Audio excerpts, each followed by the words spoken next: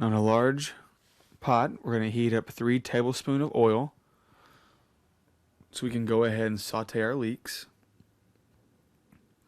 So we're just going to throw those in there and stir them around so they can cook evenly. At this point, you can go ahead and season with salt and pepper if you'd like.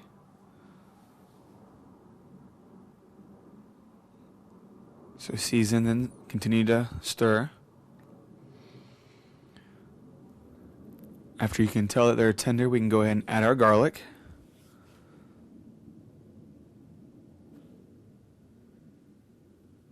And then add our sweet potatoes. Make sure not to use all of your garlic when doing this. We're going to save about 2 cloves for later. Make sure to mix the garlic and the leeks and the oil and the potato all together.